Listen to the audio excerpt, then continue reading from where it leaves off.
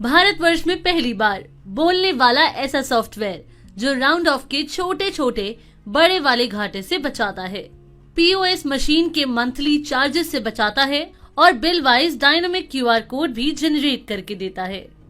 भरत एक रिटेलर है।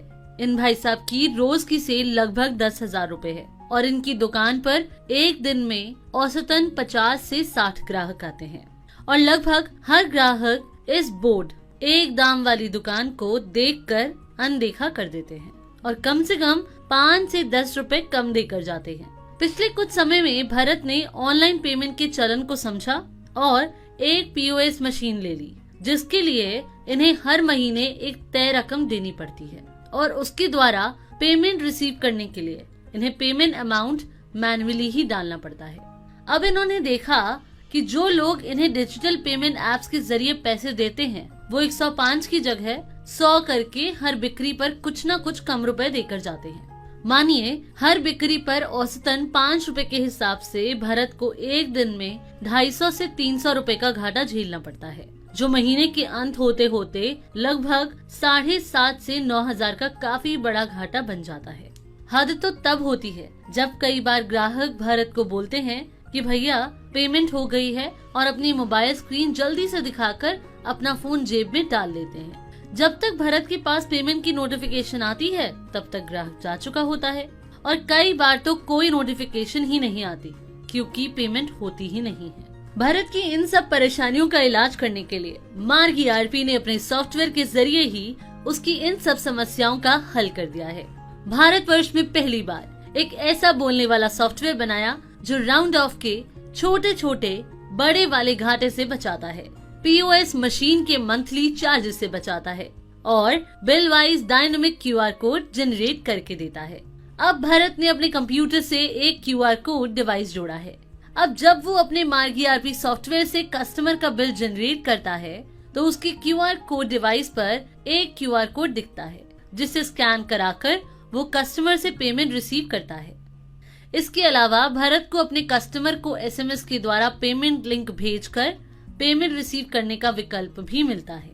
मतलब अब भारत को ना तो राउंड ऑफ का घाटा सहना पड़ता है, ना ही पीओएस मशीन का महीने का खर्चा झेलना पड़ता है और पैसे आ गए हैं या नहीं ये हाथों हाथ पता चल जाता है, क्योंकि अब सॉफ्टवेयर बोलता है 105 रुपए प्राप्त हुए। क्योंकि मार्ग ईआरपी की इस नई पेशकश की खबर भरत को पहले मिल गई, इसलिए उन्होंने घाटे और किश्तों की डबल मार से फुर्सत पा ली है और सही मुनाफा पा रहे हैं।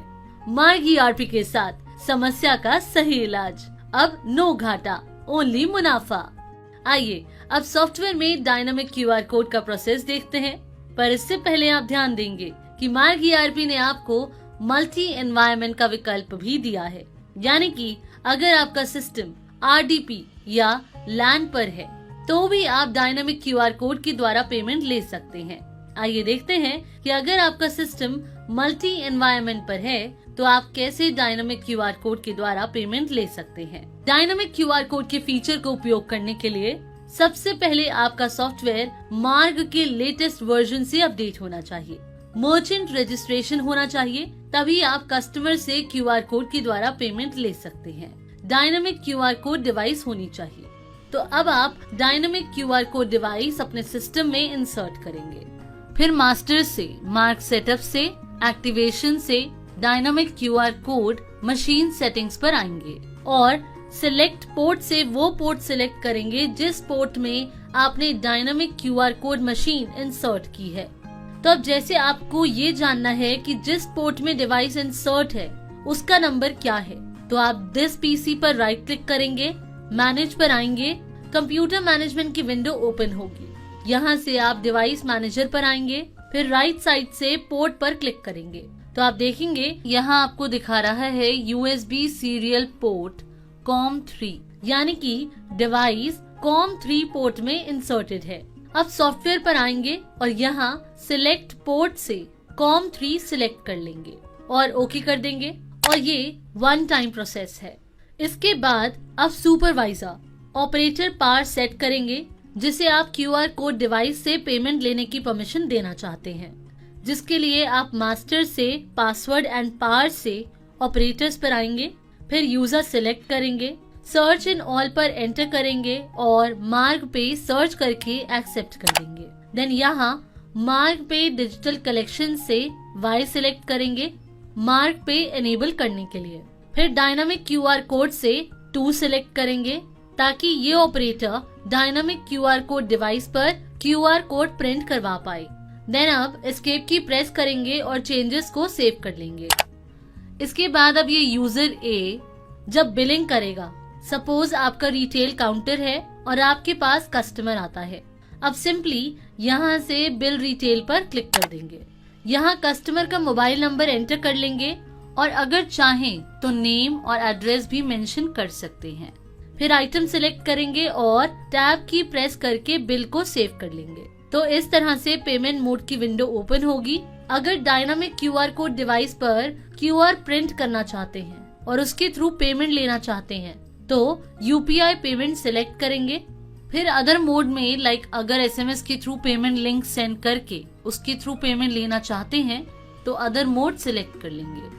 और अगर बिल को सेव करते हैं तो यहाँ आपको ऑप्शन मिलता है UPI ऐप। इस पर क्लिक करते हैं तो QR कोड आपको सॉफ्टवेयर की स्क्रीन पर ही शो हो जाएगा, जिसे स्कैन करवा के आप कस्टमर से किसी भी UPI ऐप से पेमेंट रिसीव कर सकते हैं। तो अब जैसे UPI पेमेंट पर एंटर करेंगे तो QR कोड डिवाइस पर QR कोड आ जाएगा।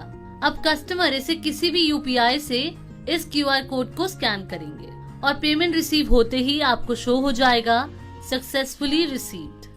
तो इस तरह से आप कस्टमर से डायनामिक QR कोड के थ्रू पेमेंट ले सकते हैं। इसके बाद अगेन बिल जनरेट करते हैं और टैब की प्रेस करके बिल सेव करते हैं। और अब सपोज अदर मोड सिलेक्ट करते हैं, मोबाइल नंबर एंटर करेंगे, फिर यहाँ से SMS पर एंटर कर देंगे। तो आप देखेंगे इस मोबाइल नंबर पर SMS के थ्रू पेमेंट लिंक सेंड हो जाएगा और अब कस्टमर इस लिंक पर क्लिक करके पेमेंट कर सकता है। तो अब जैसे अगर आपने SMS सेंड किया या QR कोड स्कैन करवा दिया, आप देखेंगे आपको यहाँ कुछ ऑप्शंस मिलते हैं। जैसे आप चेक पेमेंट पर क्लिक करके चेक कर सकते हैं कि पेमेंट आई कि नहीं। और जब तक एक कस्टमर आपको पेमेंट कर रहा है और उसमें अगर टाइम लग रहा है तो तब तक आप दूसरे कस्टमर के लिए न्यू बिल भी जनरेट कर सकते हैं। और बिल बनाने के बाद जब आप एस्केप की प्रेस करेंगे तो वापस प्रीवियस बिल पर आ जाएंगे। इसके बाद अगर बिल की पेमेंट रिसीव नहीं हुई है और आप इस बिल को पेंडिंग में शिफ्ट करना चाहते हैं तो पेंडिंग सिलेक्ट करेंगे और बिल को सेव कर लेंगे। तो आप बिल से बाहर आ जाएंगे और बाद में जब भी आप इसे मॉडिफाई करेंगे और जब तक पेमेंट रिसीव नहीं होगी तो ये चेक पेमेंट पर आकर ही रुकेगा। तो इस तरह से आप इन डिफरेंट ऑप्शंस को यूज कर सकते हैं। दोस्तों, इस वीडियो में आपने देखा कि कैसे आप डायनामिक QR कोड के द्वारा कस्टमर से पेमेंट ले सकते हैं। Thanks for watching.